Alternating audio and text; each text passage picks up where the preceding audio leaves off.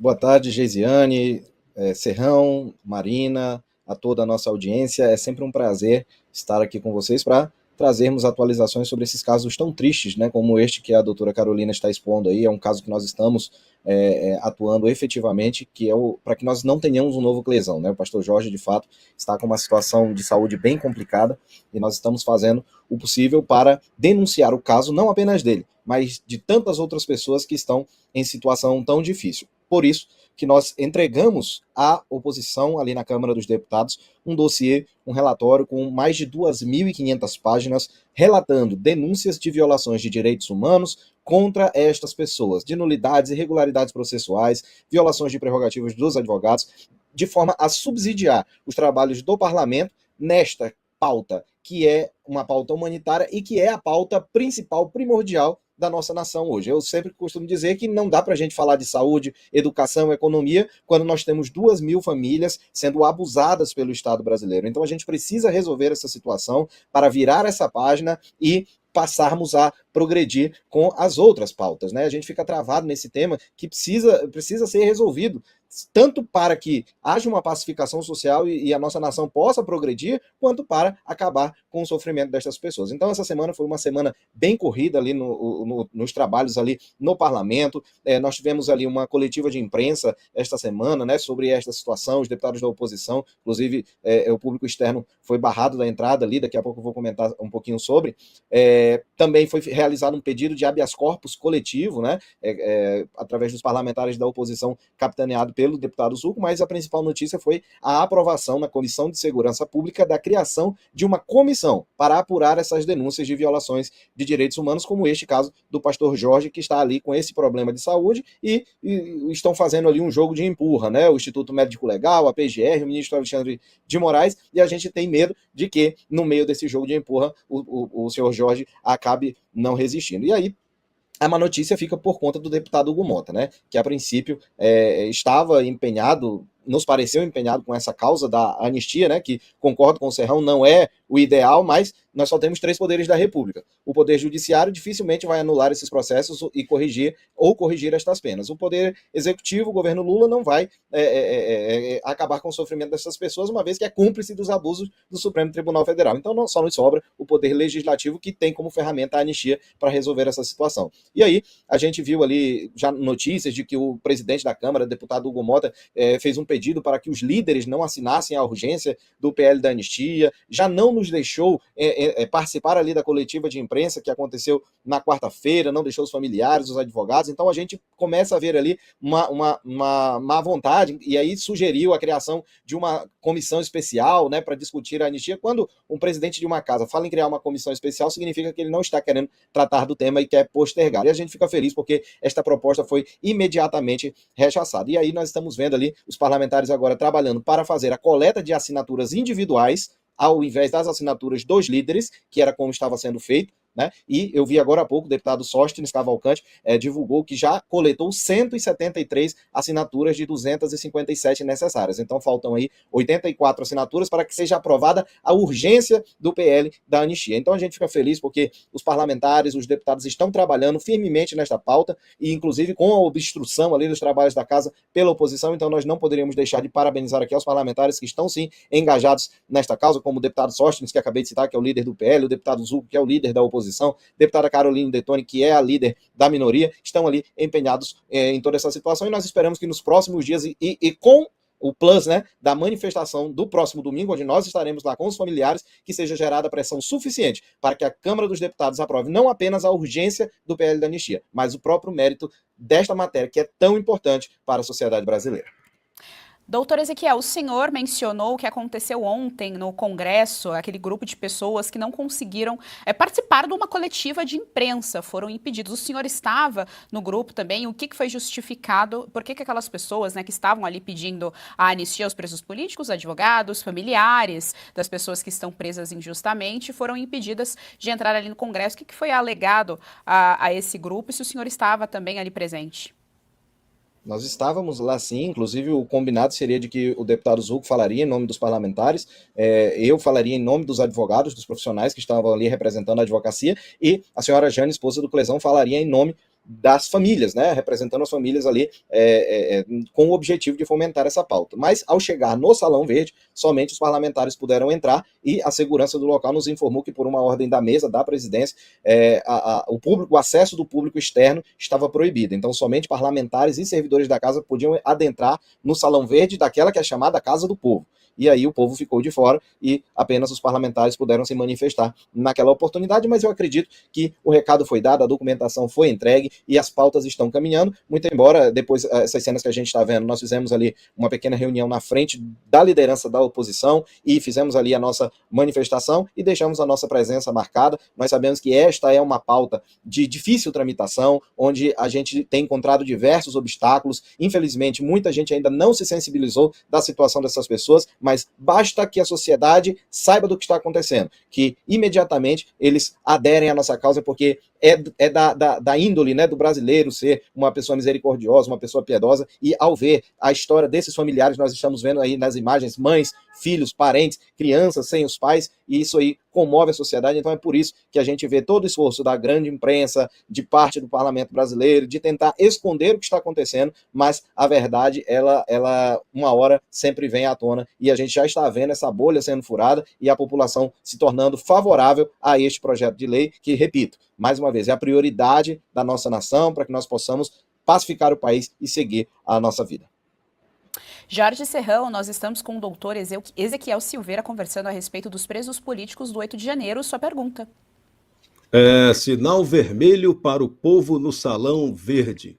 Que vergonha, tirania Tupiniquim, que vergonha. Doutor Ezequiel, vocês produziram um dossiê que foi entregue ao presidente da Câmara dos Deputados, Hugo Mota, relatando todos os casos de desrespeito aos direitos humanos no 8 de janeiro, em todos esses julgamentos feitos a toque de caixa, de forma multitudinal, uma coisa louca. Qual é o teor desse documento e como as pessoas podem ter acesso para lê-lo? Isso é fundamental, que a sociedade brasileira como um todo possa ver, ler, divulgar esse documento. Obrigado, Serrão, pela pergunta. Este nosso relatório ele está dividido em 3 tópicos, né? Nós temos ali as violações de direitos humanos das pessoas, dos réus do 8 de janeiro, das vítimas do 8 de janeiro, né? Que nós assim nomeamos. Nós temos as nulidades e irregularidades processuais e temos violações de prerrogativas dos advogados. Então, dentro desses 3 tópicos, você consegue englobar todas as situações que estão acontecendo. Então, por exemplo, quando nós falamos em violações de direitos humanos, nós temos os casos de pessoas que tiveram comida estragada sendo servida ali no presídio da Papuda. Nós temos o próprio caso do senhor Clériston Pereira da Cunha, que faleceu por conta de problemas de saúde, por não ter lhe dado o tratamento médico, não ter recebido o tratamento médico adequado ali no presídio. Nós temos casos como lá na Academia da Polícia Federal, no dia 9 de janeiro, onde tive o desprazer de passar a noite com aquelas pessoas ali, sem que elas soubessem que estavam presas. Quando a gente falava, elas perguntavam para nós, doutor, será que a gente vai ser preso? Eu falei, olha, você já está preso, só não lhe foi comunicado. E a pessoa simplesmente desabava, tinha ali, entrava em prantos, entrava ali numa situação de ansiedade. Eu tive um cliente ali na academia na noite do dia 9 para o dia 10 de janeiro, que não suportou essa situação e cortou os pulsos ali de tanta pressão psicológica que foi feita contra essas pessoas. Então, são inúmeras violações de direitos humanos. Quando você passa para as nulidades e irregularidades processuais, aí você parte já desde o início de impossibilidade de acesso aos autos. Vou dar um simples exemplo. Todas estas pessoas foram presas com base em uma decisão prolatada pelo ministro Alexandre de Moraes no dia 8 de janeiro, no inquérito 4879. Então, veja bem, os nossos clientes foram presos com base em uma decisão prolatada no inquérito 4879. Até hoje, dia 4 de abril de 2025, nós, advogados destas pessoas, não tivemos acesso ao teor deste inquérito. Então, isto é o mínimo para que você possa fazer a defesa de uma pessoa, é saber do que ela está sendo acusada, onde ela foi investigada naquele inquérito, e nós não temos acesso a este inquérito. Nós tivemos que fazer entrevista reservada com os nossos clientes, entrevista reservada entre aspas, na presença de outros advogados, outros réus, na mesma sala do juiz, e aí a gente entra na questão das violações das prerrogativas, porque a defesa nestes processos ela é puramente formal, estamos ali para cumprir um protocolo, fazemos isso com todo o prazer, com todo o cuidado, porque precisamos mostrar dentro do processo as nulidades para que lá na frente nós possamos anular esses processos. processos. Mas a gente sabe que o trabalho da defesa nestes processos, ele é quase que dispensável, porque nós sabemos que trata-se de um processo político. E aí, o maior exemplo desta violação de prerrogativas dos advogados é o fato de nós não podermos falar. Hoje, os nossos clientes estão sendo julgados no plenário virtual, onde nós, advogados, temos que gravar um vídeo que não é assistido pelos ministros da Suprema Corte, como nós já aprovamos através de matérias, de documentações, que eles simplesmente não assistem e votam de acordo com a sua vontade, ignorando os pedidos da defesa. Mas eu estive esta semana na Ordem dos Advogados do Brasil e, mais uma vez, reiterei o pedido. Tenho novos clientes que serão julgados nos próximos dias, não serão mais julgados no plenário, né? Porque agora os julgamentos estão ocorrendo na turma, como o do presidente Bolsonaro, e já falei para os representantes da OAB. Eu farei a sustentação oral na defesa dos meus clientes de forma presencial. Se eu farei dentro do Supremo Tribunal Federal, se farei dentro da Ordem dos Advogados do Brasil, ou se farei na prisão se me detiverem por eu estar tentando desempenhar o meu papel profissional, aí quem vai decidir é a OAB com o Supremo Tribunal Federal. Mas que nós faremos a sustentação oral dos nossos clientes, nós faremos, porque não é justo que a pessoa que é humilde, que não tem condição de pagar um advogado caro, seja submetida ao plenário virtual, onde o seu processo não é sequer conhecido, enquanto a pessoa que tem uma condição financeira melhor, este sim tem a atenção dos ministros para poder fazer ali as suas alegações. Então, a gente vai em busca de que seja respeitado, não apenas para nós, mas para qualquer advogado, as prerrogativas profissionais na defesa dos seus clientes. Marina Helena, sua pergunta para o nosso querido doutor Ezequiel. Doutor Ezequiel, quanta injustiça. Parabéns pela sua coragem, esse seu ato de dizer eu vou fazer a sustentação oral onde for. Parabéns mesmo. Precisamos muito de mais pessoas como o senhor para transformar tanta injustiça de volta à injustiça no nosso país. Agora, o que fica aqui de lição para nós é que realmente o que nos resta é o povo pelo povo.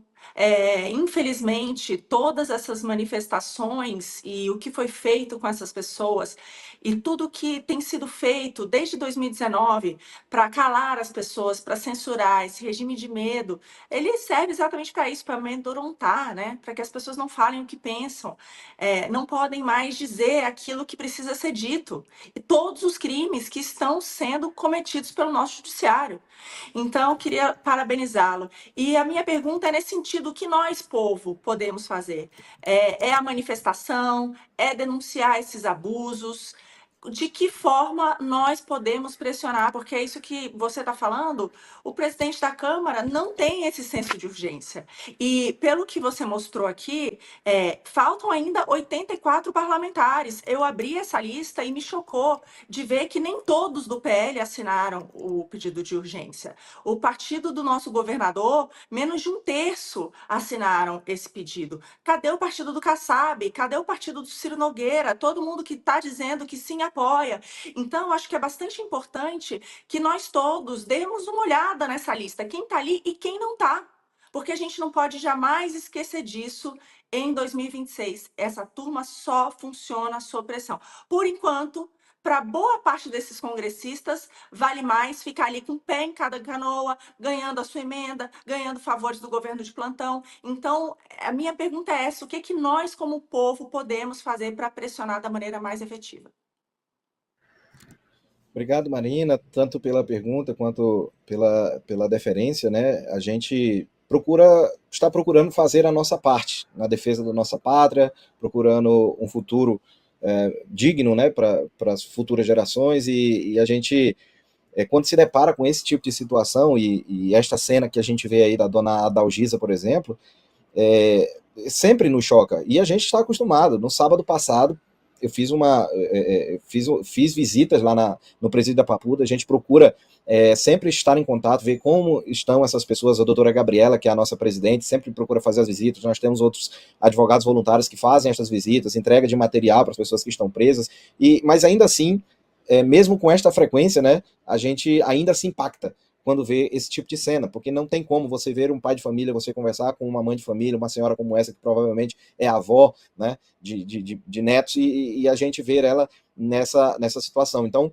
isto nos indigna, mas ao mesmo tempo nos dar mais combustível para continuar lutando contra estas injustiças. Mas, como diz aquele ditado, né, uma andorinha só não faz verão. A gente criou a associação, trabalhamos através da associação para beneficiar a todas as pessoas, não apenas nossos associados, mas a todos os réus do 8 de janeiro, mas a gente precisa do apoio da população. E qual que é a forma de ajuda, de auxílio que a população pode nos dar? É exercendo esta pressão. É nas redes sociais, entrar nas redes sociais dos parlamentares, dizer que é a favor do PL da anistia, veja a lista dos 173 deputados, veja se o seu deputado não está lá e cobre ele. Você não vai assinar a urgência do PL da anistia, respeitosamente, óbvio, né? E para que essa pessoa se atente de que ela está sendo observada pelo seu público, porque provavelmente ano que vem ela vai procurar o seu voto. Então, a gente precisa de exercer essa pressão sobre o parlamento, sobre o poder político, para que providências sejam tomadas. E a outra forma, o que eu vejo, é através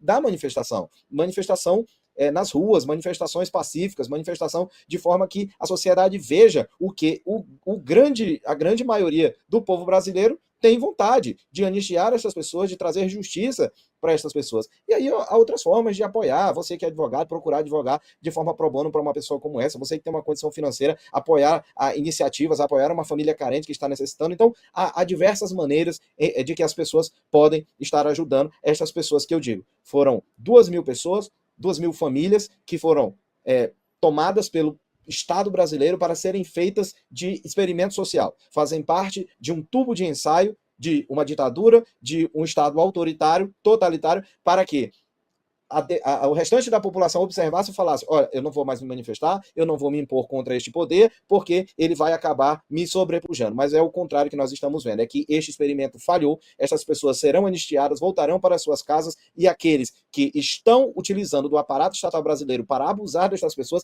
serão responsabilizados, e é nisso que nós estamos trabalhando também. Nós trabalhamos na cessação das violações dos direitos humanos e na responsabilização daqueles que estão cometendo essas atrocidades contra estas pessoas. E para finalizar, eu deixei de responder uma pergunta do Serrão sobre como você tem acesso a esta documentação. Nós já pedimos para a pessoa que cuida lá do site que nós criamos de apoio da anistia, né? O site é anistiajá.org. Você entra lá nesse site, você vai ter lá algumas histórias, casos de pessoas que estão com problemas graves presas, e aí a gente já vai colocar este relatório lá também para que você esteja acesso. Está com pressa? Manda um e-mail para nós lá na associação, contato asfav@gmail.com. A gente vai encaminhar com o maior prazer. Esse documento foi feito justamente para que as pessoas possam ter acesso e a população brasileira possa compartilhar, para que muitas outras pessoas saibam das tristes histórias que estão acontecendo e mais gente se mobilize em prol desta causa. Obrigado.